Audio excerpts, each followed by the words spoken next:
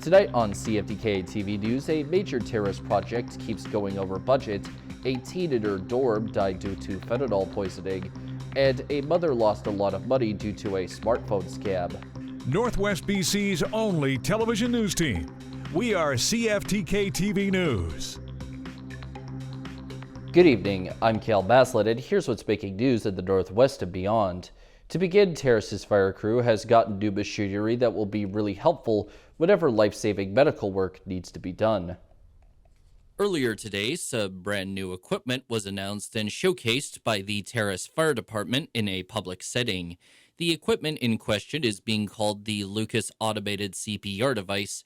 It will be stored in their frontline engine, and Terrace's fire chief, Chad Cooper, explained a bit about how they plan to use it. The goal with this machine is to improve CPR for medical emergencies. It was also explained that the device would not automatically be the first course of action whenever firefighters have to deal with a cardiac event, and just how useful a device like this could be. Our protocols are any cardiac arrest event, we have to do 3 rounds of hand CPR first before we bring out the Lucas CPR device. And at that point, then we can strap the machine on. And the machine guarantees 100% accurate depth and proper compressions of CPR, which allows firefighters to be freed up to do other critical medical interventions and get patient history from family members. The fire department is planning on getting another one of these machines, and they next talked up how it's already been used in 10 cardiac arrest events so far without any issues.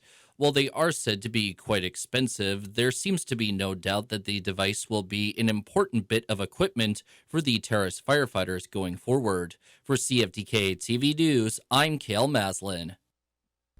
New reports are surfacing that the City of Terrace's project attempting to install brand new water and sewer pipes on both the 4,800 and 4,900 blocks of Graham Avenue keeps going over budget. The project, which will also include some road resurfacing for the blocks too, originally started out at a set price of $2.59 million, but has since gone from that to $3.96 million and now all the way up to $4.74 million. Some of the listed reasons for the continuous budget increases include work crews coming across some natural gas utilities that they didn't know about beforehand, both the costs of materials as well as scheduled times for staff being way over the original estimates, and the construction work getting pushed back for 2 months because groundwater from the Skeeter River began seeping into the work area. The president and principal of Straight Line Motor Group has recently announced his purchase of 3 well-known motor dealerships located in Terrace to add to his expanding brand and reach across a fair bit of Western Canada. The businesses in question that were bought are Terrace Honda, Prevost RV, and McCarthy GM, and they will now join the group's other 6 businesses located in Fort Saskatchewan, Calgary, and Medicine Hat, to create a total of 9 dealerships under the Straight Line Motor umbrella. While the brand new owners have promised to keep the businesses community-centric, they will all be getting new names. Terrace Honda is set to become Straight Line Honda, McCarthy GM will transition to Straight Line Chevrolet Buick GMC, and Prevost RV will be renamed Straight Line RV and Marine.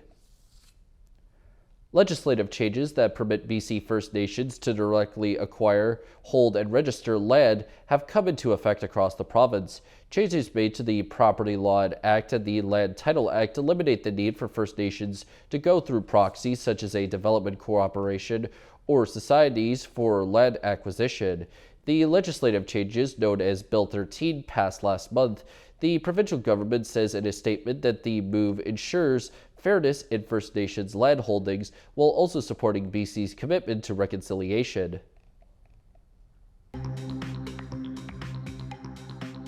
Coming up next, Lytton finally seems to be rebuilding after fires in 2021 wrecked the village. Welcome back. Nearly 3 years after the village of Lytton was destroyed by wildfires, construction is underway that will start to bring people home. But even as houses are rebuilt, there are still hurdles slowing things down. CTV's Michelle Bernoro has more. They are the sounds of progress, the sights of hope. It's incredibly exciting. I think there's 7 buildings under construction right now. Houses are finally being rebuilt in Lytton, including the one belonging to Lillian Gray, who lost her home in the 2021 wildfire that destroyed most of the community. They just poured the basement slab last Monday, and they'll be working on the roof, which is partially been pre-built. She's been living in a small cabin in Boston Bar since shortly after her house burned. We are so grateful to have a roof over our heads, but yeah, it's not ours. We want our home back. But the question remains, why has it taken so long for the village of Lytton to begin to rebuild?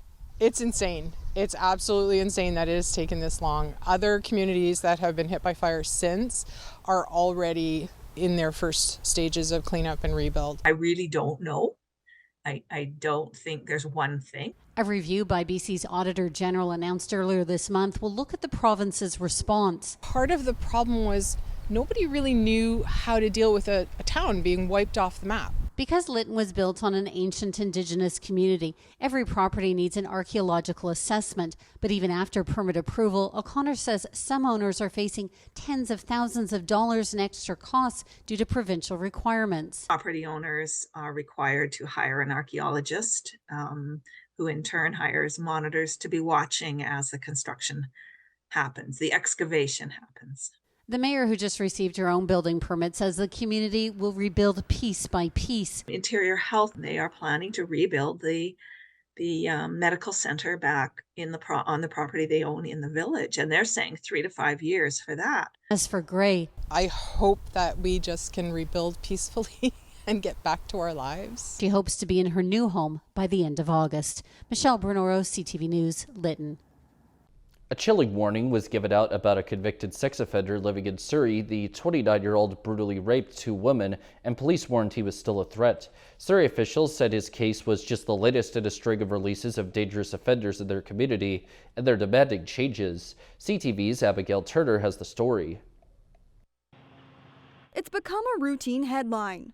Vancouver police have issued a warning about a high-risk sex offender and convicted killer. A dangerous sex offender has been released from prison and is now living in Surrey. Vancouver police are searching for a high-risk sex offender who is wanted on a Canada-wide warrant. High-risk sex offenders being released into the community. If it's a dangerous sex offender that is going to reoffend, why is this person being released?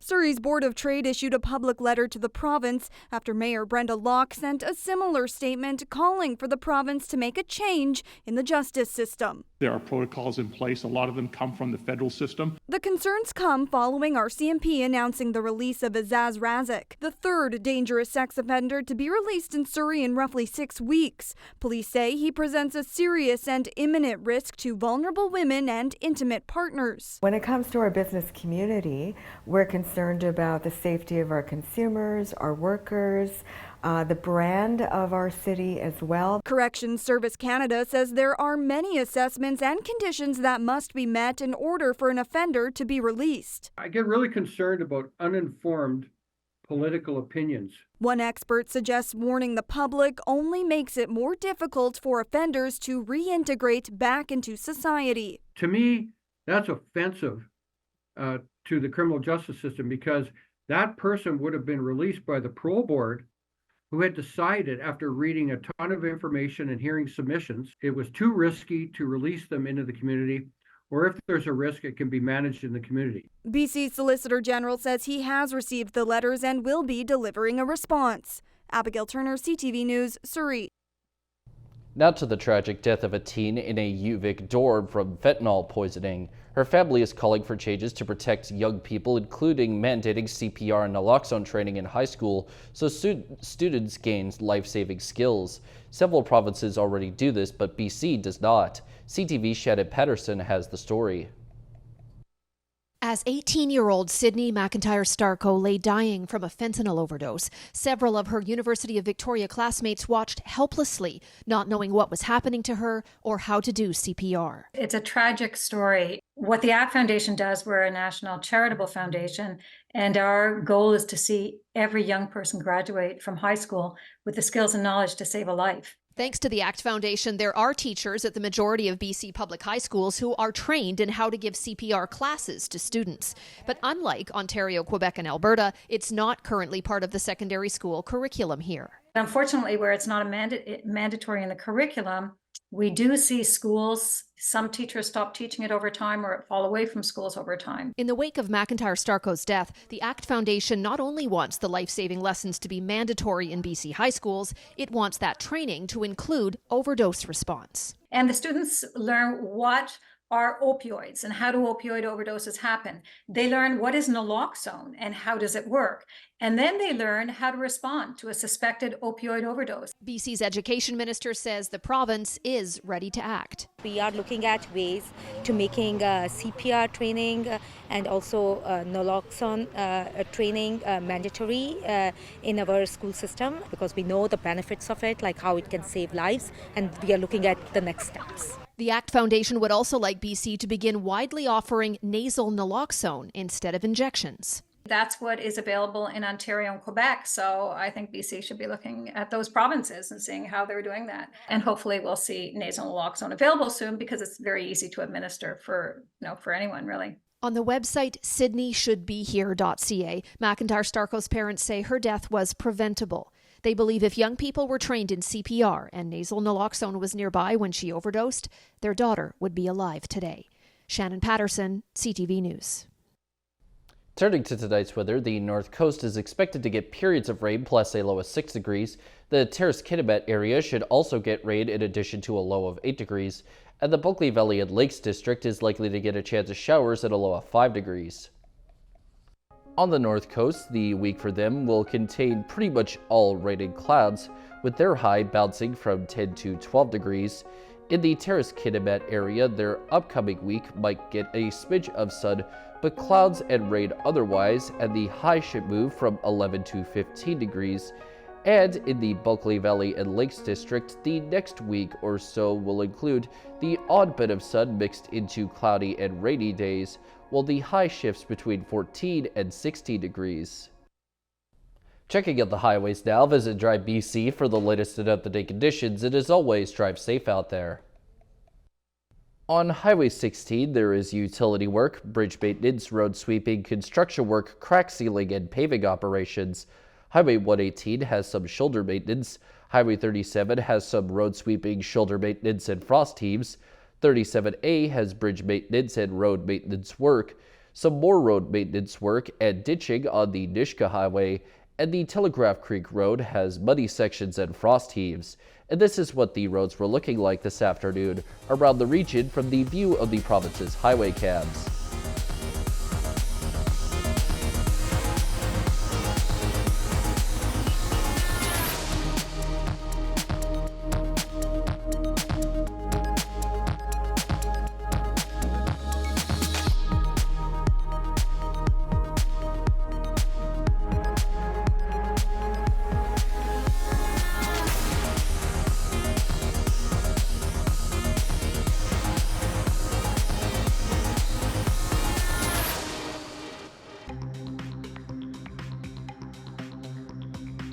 Still to come is more word on London drugs in the wake of their major cyber attack.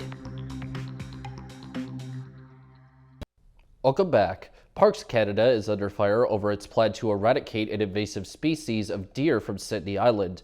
The costs have ballooned to a staggering $12 million. CTV's Mark McMahon has more on the controversial plan and the skyrocketing price tag. It's appalling for Parks Canada to be blowing $12 million on a project that local hunters have been doing for a decade for free. Since it was first announced, Parks Canada's decision to eradicate European fallow deer from Sydney Island has been controversial. It's attracted protests, both among animal rights activists and those concerned with the cost. And now the Canadian Taxpayers Federation has found the feds have put $12 million aside for the cull. That includes bringing in sharpshooters from the U.S. and New Zealand. Parks Canada has dreamed up the most expensive way imaginable of hunting these deer. Adding to the upset, the CTF points out local hunters killed 54 deer last fall at no cost to taxpayers. Local hunters have been managing the deer for a decade for free, or obviously a better option for this cull. As for the rationale behind the cull, First Nations, Parks Canada and other partners have been trying to restore the ecosystem with Indigenous plants. Plants the invasive fallow deer love to munch on. On its website, a Parks Canada post reads, "The deer are the primary threat to the coastal Douglas fir ecosystem on Sydney Island. This extensive browsing has created ideal conditions for invasive grasses and shrubs like English hawthorn to take over. Phase 2 of the project is scheduled to begin in the fall and will involve ground hunters with dogs." Martin McMahon, CTV News, Vancouver. Now to new details on the cyber attack that shut down London Drug stores across Western Canada last month. The company says global cyber criminals are demanding a large ransom and threatening to leak employee data. CTV's Craig Krause has more on this. It could be a race against time as a group of international cyber criminals have issued a 48-hour timeline for London Drugs to either pay a $25 million ransom or risk having stolen personal data released. We know that a Russia-based ransomware operation called Lockbit has claimed responsibility for the attack on London Drugs. The drugstore has yet to identify the group, but cybersecurity expert Brett Callow has been following the prolific ransomware operations moves on the dark web and found them proclaiming London Drugs offered $8 million. Lockbit are criminals. They are untrustworthy, bad faith actors, and so nothing they say should be taken at face value. London Drugs says it's unwilling and unable to pay ransom to these cyber criminals, something Callow says was the right move. If nobody paid ransoms, there would be no more ransomware. It's that simple. But this could just be the tip of the iceberg. Lockbit is believed to have extorted over $100 million from thousands of victims since 2019. A list of companies that includes Boeing, Britain's National Health Service, and China's largest bank. A global crime group that experts say turned its sights on London Drugs in late April, shutting down 79 stores for days. And as the clock dwindles, many customers remain feeling uneasy. When you hear something like that, of course, myself and many of the people in my building were quite concerned. There's not a lot I can do, so I can either feel really afraid and fearful about doing anything or decide I'm not going to let these guys stop me from what I consider a decent life. And as of right now, London Drugs believes that any customer and or patient information has not been compromised in this attack. And in an abundance of caution, the company says it's notified all of its employees and is offering 24 months of credit monitoring as well as identity theft services as law enforcement now takes over. Craig Krause, CTV News, Burnaby. About 95% of Canadians own a smartphone, and every day you may receive dozens of text messages. Fraudsters know this and are turning to a tactic known as smishing to scam people through texts. As CTV's Pat Ford reports, that's just how one mother lost $2,500. I just thought it was her. Thought she was in trouble, needed to help her. Erin McInerney of Ajax got a text message 3 weeks ago that appeared to be from her daughter asking for assistance. So the text came through as a text from my daughter with her first name spelled properly. And it's an unusual name. Text messages to McInerney claimed her daughter's phone was broken, so she had a new one and a new number that wasn't set up with the bank yet. She asked to borrow money to pay some bills. So she asked me to do that for her and she would reimburse. So that is what I did. After McInerney e-transferred $2,500 and didn't hear anything from her daughter, she called her original number to find out her daughter knew nothing about the messages and that she had been scammed. It was $2,500 that I let go to who I thought was her, and it wasn't. We all use text messaging, and of course cyber criminals know this, so they're coming after us on the tools and technologies like text messaging where we spend our time. Tech expert Carmi Levy says criminals are scouring through social media looking for names, numbers, and addresses, anything they can use to customize a fake text message to make it seem more believable. He advises never send money to anyone on the basis of a text. Call the person from whom it seems to be coming. Ask them, did you text me, and ask for money. If the answer is no, you know that it's a scam attempt. McInerney was with Royal Bank and a request for a refund was denied. A spokesperson told CTV News, "We remind clients to take precautions to ensure they are dealing with a trusted source when transferring or receiving funds." McInerney wanted to warn others about this scam. They work on your emotions using your children against you, like who wouldn't want to help their child? And now we turn our attention to the stock markets. The Canadian dollar is down 15/10 of a cent, the price of gold is down $55.70, oil is down 70 cents, natural gas is down 19 cents, aluminum is down $89. In Toronto, the TSX is down 145.97 points, the Venture Index is down 9.49. In New York, the Dow Jones is down 605.78, and NASDAQ is down 65.51. Still ahead, Nestle is gearing up a certain type of new products. Welcome back. The popularity of weight loss medications like Ozempic has caught the attention of a global food giant. Nestle is launching a new line of food products geared at consumers on prescription diet drugs. NBC's Amila Kita looks at what's on the menu. The world's largest food company, famous for its coffee, the perfect roast, Nescafe, and cookies, Nestle Toll House Morsels, is now chasing down a very specific customer. Wegovy update, week 7, 19 pounds down. Nestle just announced a new frozen food brand that it says is intended to be a companion for GLP-1 weight loss medication users and consumers focused on weight management. Vital Pursuit will hit the frozen aisle later this year, with everything from whole grain bowls to sandwich melts and pizza. The company says the meals under $5 will be portion aligned and include essential nutrients for those suddenly eating less and shedding pounds. Want to make sure you're getting enough protein. That is a big thing, so that you can make sure you have enough muscle mass so that you're not losing muscle. Nestle joining the race to cash in on the quickly emerging consumer market. Appetite-suppressing medications known as GLP-1s have soared in popularity. I still want the bagel. Totally. I just want less of the bagel. With celebrities like Oprah, Charles Barkley, and Kelly Clarkson sharing their experiences. Something that aids in helping break down the sugar. Obviously, my body doesn't do it right. About 6% of American adults are currently taking a GLP-1 drug. And some research suggests that number could soar to 9% of the total U.S. population by 2035. That's roughly 31.5 million people.